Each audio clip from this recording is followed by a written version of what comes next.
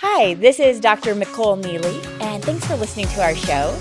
We are here to talk a little bit about mindset, movement, and muscle, and maybe a few other little fun things along the way.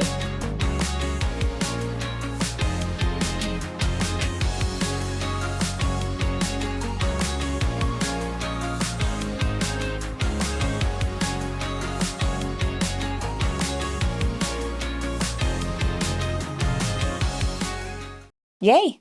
Yay! Here we are. Hi, Christy. Thanks for joining me today. I invited you because I really wanted you to share with people your story. I've been working with you for, a couple years now? I met Christy when I was going to Lifetime Biltmore. And honestly, I was taking her classes. They're super intense. And I would literally go down into the locker room and cry because it was just such a release of emotion, that physical activity. And you found me in the locker room and we're always so encouraging. And we started doing coaching. But I want to hear your story and then we'll talk what you've done with me because it's been life-changing. Oh, I appreciate that. What is your background? How did you get into this? And I mean, you just relate to people so well. How did that come about? Well, first of all, it's great being here with you because I'm used to us being like in workout gear and obviously getting intense workouts in. So it's nice to put on some fun clothes that are a little bit different for us today. And so thank you so much. I have always wanted to be a coach my entire life. My dad was a coach. And he was very much an inspiration to me. He was in the education field, went on to become a counselor, a principal, and a superintendent of schools. And so I always knew since I was a very little girl that I was going to do some type of coaching or teaching. So I grew up in Iowa. I'm an Iowa girl. And we won't hold that against you. Okay. Well, you know. And go Big Red. Go Hawkeyes. That's my husband. But in Iowa, we always I make fun of this in class. So I'm like, pick up your big buckets of water or slop for the hog farm. Well, ironically enough, my Uncle Larry did have a hog farm. Oh, nice. So I did spend some time on the farm. But I'm more of a city girl than I am a farm girl, truthfully. But I think hard work has always been a part of my psyche. Yeah. And I always feel like that relator piece has always been something that I want to make sure I exasperate as my best version of me. So undergraduate, University of Iowa, went on, got my master's degree at the University of Nebraska, Omaha. There you go. Yes, there it is. And that's how you met your husband. And that's how I met my husband. That's right. I was teaching my first position in Bellevue, Nebraska. Okay. And he was at the University of Nebraska. And a friend of mine who is a speech pathologist there said, come over and visit. And I actually met Chris there. So anyhow, the rest is history. 35 years later, we've been married. See, there's some good that comes out of Nebraska. Yes, I know. Did my husband pay you to say that? But anyhow, so I have to just say one of the coolest things that I have like as a feather in my cap is that when I was a senior at University of Iowa, I interviewed for the head volleyball position at City High. And so I was hired on as a senior in college to be the head volleyball coach at City High. Oh, wow. So that was very much an eye-awakening experience for me. So here I was getting my coaching and exercise physiology. I was getting my education, but then I was like literally hands on deck into this situation. So I literally had 2 days with these high school girls, and then I would go be a college student and then ended up graduating and starting my career that way. So since I was little, I was also teaching fitness classes. Yeah. So I've always been coaching. I've always been teaching. I'm like the Pied Piper, people sometimes say, because I love to see people learn and grow in that knowledge base and validate their best version of them. So I got into the coaching and started teaching fitness. I teach cycle. I teach water. I teach land classes. I teach strength. That's where you and I met. Yeah. And I also teach several places outside. So I have my organization, my company is called FIIT Wellness. And so I then started recertifying to do work with people for mindset coaching, for life coaching. When did you get into the mindset coaching part of it? I would say it was probably about 10 years ago. Okay. And I was raising children. I have 6 children. 3 of my children are married with grandchildren. and a couple are on the way with my few more grandchildren. So You I think we're light going to up when you talk about Yes, I do. grandchildren. You'll see me sometimes crawling, of course, on the gym floor saying, we got to have our long game on, But I feel like that coaching piece has been another level of the wellness for people. Mm-hmm. And so going back to you light up a room when you come in. But what for me was interesting was that you'd be the hardest working person in my training sessions. And then I would see you down in the locker room just sad. And I think what was going on is that your emotions of all that you said earlier about coming off of that intense workout and then kind of right-sizing it with your personality were then kind of balanced with the emotions of what just happened. Would you say that would be the case? And I hope other people experience this, but sometimes I'm out there and giving, and I'm a very high energy person like you. I think that's why we relate. Mm-hmm. And that's why I love those intense workouts. But sometimes afterwards, it's like you plummet. And I was just like, oh my God, I don't have anything left in me, not only physically, but just emotionally. Mm-hmm. And I didn't know how to turn that around. Yeah. It's a very interesting feeling. Yeah. And working with you has helped that. Tell me a little, explain to me the philosophy behind that. Mm-hmm. The philosophy that I use, there's so many certifications and so much education out there. But I think there's so much going on in the world that we sometimes can get overwhelmed from the moment that we wake up to touching our phones, or the dopamine, which starts really high as a full glass of water. And then the minute we start to touch the technology, or something happens in the home, or we're getting ready for work, or the car doesn't start, that dopamine starts to lessen. If you look at it like a glass of water, the water comes down. So come 2 or 3 o'clock in the afternoon, there's not much left. Yeah. And so I feel like I want to resonate with people that your mind, your body, and your soul are meant to be well. Yeah. They're not meant to be broken. And if they are, you learn something about yourself and then you get back up on the balance beam. And so I use that strategy of mindset a lot. The mind, the body, and the soul are meant to be well. And so then we break down the pillars of where you're at in life: nutrition, sleep, relationships, your faith, your stress management, your exercise, your movement, your career, your work, your school. How are they all doing? And I get really real with people, like, how are you doing? And I think a lot of times we're all so busy. Who's asking somebody of these intense questions, right? Do you remember? Yeah. When Nobody I asked else you those? was. And sometimes it was intimidating. You'd be like, how are you doing in this area of your life? I'm like, I don't want to tell you that. Yeah. Because you get vulnerable, right? Yeah. Yeah. Do you remember getting vulnerable with me? But to open up and have someone to talk to about that was so helpful. And actually even made me realize, there were parts of my life, like you describe it, it's a balance beam. And I was so off on some, that sure, my exercise was great, but my sleep was terrible. And I didn't even realize until I started talking with you. Yeah. I remember when I first started coaching you, and here you are, in the medical field, and sometimes we stereotype people. You have this medical background and, you're a single mom trying to balance all that, trying to be an entrepreneur, trying to get your workouts in, trying to stay educated and do all that. There comes a point where there's a breaking point where you have to literally break down some of those barriers so that you can improve on something, so that you actually can be well in your mind, body, and soul, right? Yeah. And so I think for you, you were trying to do so much in so many different places, but all by yourself. And so it's just somebody like me that can come in and be your advocate and let you see all the beautiful spots that were shining so brightly from you to other people that just needed to be awakened up. Does that make sense? Yeah. Yeah. And it felt that way. Your energy is really good at doing that too. How do you work with other clients? Are there others like me that have just 1 or 2 spots? Or is it everybody needs everything? How do you start with someone like this? And what's that process? Yeah, I think for me, obviously with having a lot of children and now grandchildren, one of the things that I try to do is be a really good listener. And that you said the word relator. I hear that a lot about me, motivator, inspirational person. But I also want to make sure that I'm being a really good listener, because I think so much is just somebody taking some time to listen to what's going on. And it's not therapy. To me, therapy has a place. There's obviously a place for that. Yeah. You're going back into the history. You're diving into some of your past. You're looking at the DNA and the footprint of how that you got here because of some of that past history, which is very well of importance.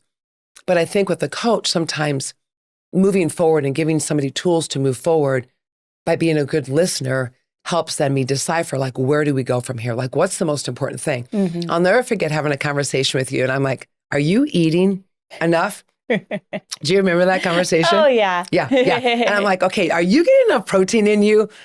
And do you remember me having that conversation? Yeah. I lecture my patients all day long about, hey, you need like 120 grams of protein a day. And here's what you need to be doing. And then after a day of patients, I run to you and I do remember it because I was like, I hadn't eaten all day. I was just go. And you're like, have you eaten? And I'm like, I told everybody else to. Exactly. I think sometimes too, like with coaching people, you're taking the opportunity for them to just be heard. Yeah. So that day, or those days that you came into the locker room and had tears in your eyes, I think it's also just I'm a human trying to be human back to the person by being that good listener and then just fine tuning a couple areas. Because a lot of times, I think the original question was, is it just one or two areas of conversation that you have with your clients, Christy? Not always. Sometimes people come to me pretty broken, like there's relationships that they're really struggling with and they just don't know where to go. And so I always like to say, where your energy goes, your mind will flow, and where your mind flows, your energy will go. So sometimes it's just literally shifting that mindset to take good care of where your thoughts are and what you're saying to yourself. Because a lot of times, if somebody's trying to lose weight, it might be because they're self-sabotaging. Yeah. But it could be such a simple thing as they're not getting enough protein. It could be something so simple that they're not getting enough proper sleep. So I think fine-tuning that area that ebbs and flows with people. I mean, let's face it, the world is really, heavy in people's hearts and what's going on. And I think sometimes we think we have to own all that, but really it kind of comes down to just taking care of us so that we can take care of other people.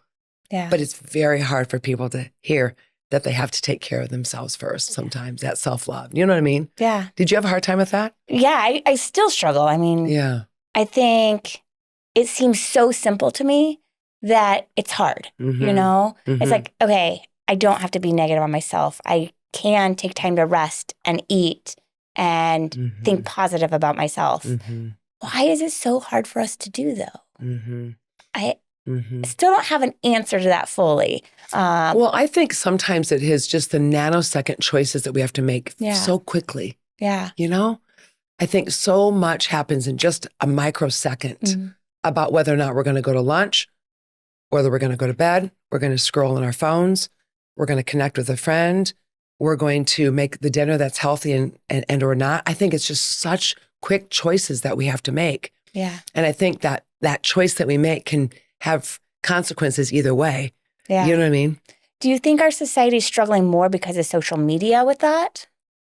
I do. I really do. I think there's so much good with it, but I also think one of my strong conversation topics with my clients is like, how much time are you spending on your technology? Yeah. You can't get a workout in. You're saying that you don't have time to go to the grocery store. You're not having some time to play, because that's one of the pillars I think is really important. Yeah. But yet when I ask them how much time they're spending on technology, it's quite a bit. So I'm very gentle when I step into that space, because people can be very defensive with that, because it could be their job, it's their career. I mean, look at you and how you have to recruit in marketing. Yeah. You're technology. Look at us today, right? Here we are. And it's a really important part, but I think there's also a balance in making that micro choice. Am I going to scroll on my phone, or am I going to go to sleep? Yeah. Those choices happen within just a second of time that your mind has to make that decision. So what I found with you too is the habits, like getting those small habits of making those choices has really helped. Like for me, like if I'm finding that I'm being negative on myself, just quick, change that around and redirect. And with time, that's become easier and easier. At the beginning when we were working together, I was like, I can't do it. And now with those small changes, little by little practicing that, it's helped a lot. And I see that in my patients where I'm telling them, hey, just make small changes in getting more protein, walk just a little bit today. And I think that those small changes every single day are more important than the huge, like, oh, take this medicine, or you know how much I love peptides.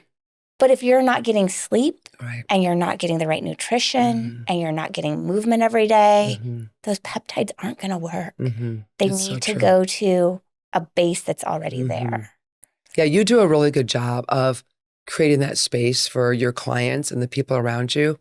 And I've seen you work so hard in all of our sessions. I'll never forget when I was going through the thought recon with you and just helping you right size the negative thoughts that were going on. We all have them. They say 80,000 thoughts, 75% of them repeat themselves, and 50% of them are negative, give or take. Those are strong numbers. Yeah. Like that means that we're pretty hard on ourselves. And so it's a really important thing. I'm not false bravado. You know, I have a daughter with special needs. I'm a breast cancer survivor myself. My mom's a breast cancer survivor. My sister's a breast cancer survivor. So I can talk the talk with people. Yeah. But I also think that part of how we get through some of that is being vulnerable and exposing ourselves to grow and learn in some of the areas that you just mentioned. And so in the thoughts that we think about, if you wake up in the morning and you're already saying it's going to be a bad day, well, guess what? It could be very closely a bad day. But if you wake up in the morning and just say, I'm just going to do my best today. I'm just going to take on one moment at a time and just do my best. Because it could be that you just had a diagnosis with some sort of condition. You know, before I walked in to our podcast here today, I was on a phone call of a stage 4 breast cancer survivor. Yeah. You know, she's going through the radiation. She just went through the radiation, went through the chemo, went through the surgery. And, you know, her mindset is probably a huge piece of her sweet success. Really? And yeah, and I think, and I'm not saying that's an easy thing. It's not an easy thing. It's something you have to really work on. And especially when the world and so many things and families are going on that are sometimes hard. And sometimes people just don't have the skill sets to even know where to start. Yeah. So I think when you bring a coach into your life, like you brought me into and you took a chance and said, okay, fine, come on, help me out. We have this beautiful organic relationship without judgment that I could let you speak and that I could use my skills and help you be your best version and draw some of that out, you know? Yeah. Because some of the things that you want to do really well is you want to be the best physician ever, right? You want to be the best mom ever. Yes. You want to be the best friend ever. So all those things are really, really hard things to do in the world. How do you do it? You need time on your hands. You need, you know, the condition of the good mindset to help create that. So it just takes some time. Explain mindset and like thought recon more. So if someone's listening, they're like, well, what does that really mean and how does it affect me? How would you explain that? Mindset, there's growth mindset and there's fixed mindset. And just really explaining it very simply without getting into too much complexity of it. Fixed mindset is you're kind of wishing a lot. You're comparing yourself a lot. You're kind of stuck in that negative space. The glass is half empty. I'm not going to get that raise. You know, my kids are not going to do well in school. And there's just this negative thoughts that kind of repeat and ruminate. Do you remember when I talked to you about this and we talked about toilet flushing? Yeah. Your thoughts kind of flush. And I think we were together and I literally ran and flushed the toilet. Yes. And I do that a lot. That's your energy. That's my energy. Because I want to make sure everybody has different quadrants of learning. Some people want to hear me talk about it. And some people want to see the action in it. And I have to know my clients and kind of their temperaments with that. But anyhow, so the ruminations of thoughts can be very debilitating. Yeah. So when we take those thoughts and we bring them into where the emotions are in the negative space, then we take them to what actions are you actually doing, then the results happen because of it. So some things like drink a whole bottle of wine, eat a whole pizza at 12 o'clock at night, doom scroll for 2 to 3 hours. Those are all negative actions from the thought that may be going on. Now that's pretty extreme, okay? There's lots of simple negative things that can happen with negative thoughts. But if you can turn that around within a nanosecond and recreate a space of rechanging that thought to be something that's good and well and right for your brain, it helps you from toilet flushing in your thoughts. You know what I mean? So then taking that thought of like, I'm not going to do well on this test. I'm just not going to do well on this test. I was thinking about my daughter, Amory, because she had a really big physics test yesterday. And she was like, oh, Mom. And I said, Amory, mindset, you know. She goes, Mom, I know, mindset. But it's true. It's so true. She only has so much time to study. And so taking that negative thought and recreating it to be something more positive is just more nourishing to the soul. It helps the mind, the body, and the soul just kind of settle down a little bit. Yeah. And then it brings you into a space that you can move the next best step forward. Does that make sense? Definitely. I think for me too, I would be stuck in, this is going to happen, that's going to happen. And you would be like, is that 100%? Yeah. And that really resonated with me because I'm like, well, maybe. You're like, no, is it 100%? And when I got out of like spiraling into those negatives, then I physically felt better.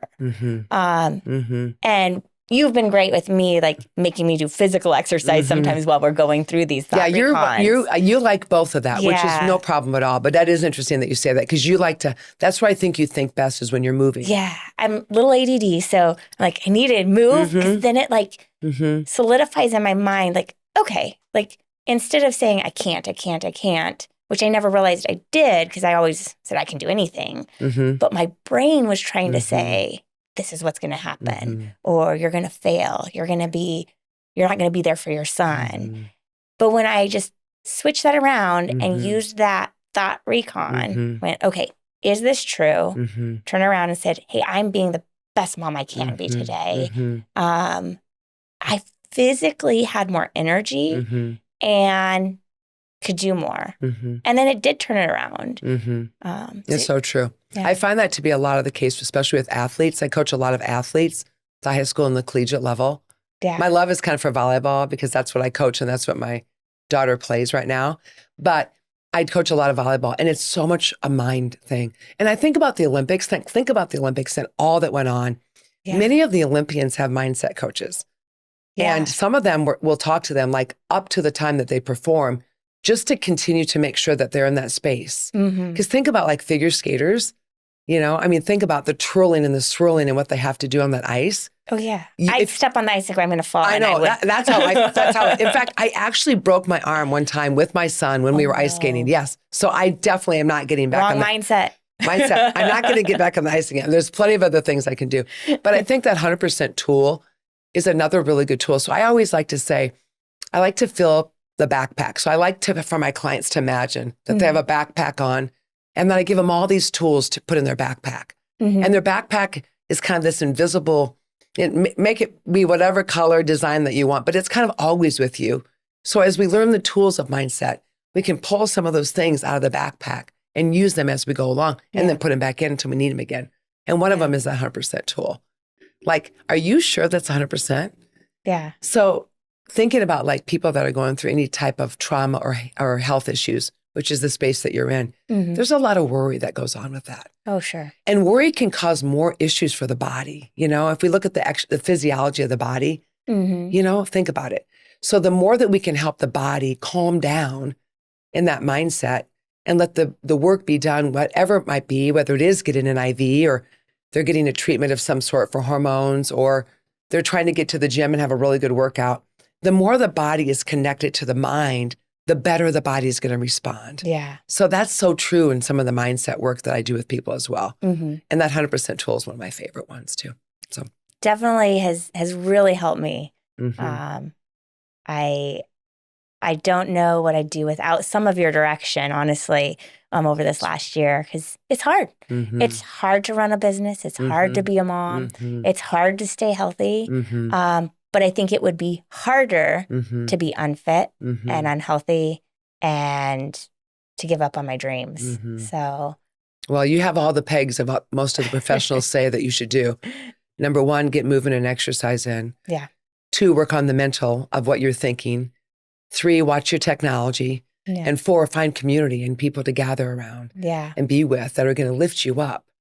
I work with a lot of young people that are having a lot of relationship issues with friends and boyfriends, partners, and so working that way around that. Because a lot of times when someone has a date that maybe says, I don't want to meet anymore, the first thing they think is, I'm not good enough. Yeah. I'm not worthy enough. They don't like me anymore.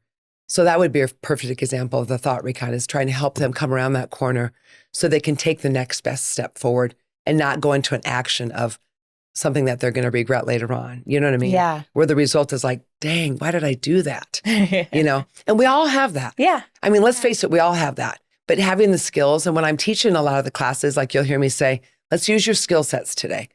Let's take the best version of you that can come out into the space that we're going to train in and use that skill set.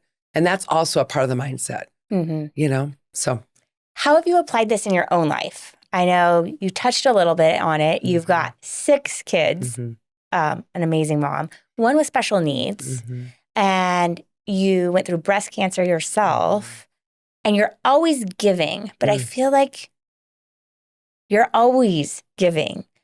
Do you run out of energy? How do you apply these tools yourself? Tell me how that looks for you. Okay, is there another side to me, right? Is there somebody else? Yeah, this is my chance to really know. You dig in. It's a very good question, actually. And it's something that I've had to work on as well. But I've always, I think, been raised to be a person of growth mindset. Okay. So there's that fixed mindset and there's that growth mindset. Growth mindset, the glass is half full. Yeah. You see things in a best version of yourself. And so that's really helped me a lot. My faith has helped me a lot. You know, relying on my faith and being able to pray and have good thoughts that go on is another big part of my, I think, sweet success. And that can be something different for everybody. That just happens to be my most and best version for me. I have a lot of support around me. I talk to my kids a lot, talk to my grandkids a lot. I call my 6-month-old grandson Hudson, and he's in the bathtub a lot of times, and Michael or Isabel, my son and daughter-in-law, will call me, and I get that smile from him, and it fills my bucket up so much. Because a lot of times, like you, Micol, you're serving so many people all day long that your bucket probably starts to deplete. But if you see it as the light that you are shining so brightly in their world, it sure raises it up. And I think that's partly for me too. So you're getting your bucket filled by those relationships. For sure. What about physically? You are in amazing shape. Tell me how you've done it. You're 59? 59, feeling divine. Yes. We threw a party. I can't wait for 60. Hold on. But tell me how, because a lot of people at 59 aren't doing a tenth of what you're doing. How do you fit in 6 kids, coaching, training? You do everything. How do you stay so fit? I like to diversify my workouts a lot. I like to do the strength training. I like to do a minimum of 3 to 4 days of strength training, picking up heavy weights or doing unique moves. Because a lot of times in my training sessions that I train at Lifetime and for FIIT, because what I'm doing right now too is I'm also teaching Zoom 4 days a week through my FIIT since COVID happened. And I have this big draw of people that don't really want to go back to the gym, that like this opportunity to stay in their home gym. So I do a lot of that. But I love to hike. Like yesterday, I hiked Camelback, and that was my aha moment to kind of take in charge. And I was on the way up the mountain, and this gal, I passed her, and on the way down, she saw me, and she goes, I just want to thank you for just having a smile on your face as you were hiking up the mountain. And I was like, I did? I had a smile on my face? She goes, yeah, you did. And I just want to thank you because I'm here. I lost my mom. And so I'm here to have a celebration of life for her, and I just wanted to get out of the house. And your smile was just that one little thing that kind of lit me up in such a hard time for me. So I think those kinds of things are very affirming. And I think diversifying my workouts, I like to cycle. I like to get the heart rate up. I'm a huge proponent of anaerobic conditioning, the VO2 max exchange. I think that's really, really important. So if you take my cycle, you hear that. Oh, yeah. You die at the end, but... Let's go. But I also like to walk. I walk a lot with my husband, and I like to walk with my kids. And it's a chance for me to kind of decompress. Sure. So a lot of diversity. I like a lot of different things. I can't say that I like one thing anymore. I like a lot of things. You'll find me everywhere. I love that. Well, we will join more later, and I want to talk a little more about mindset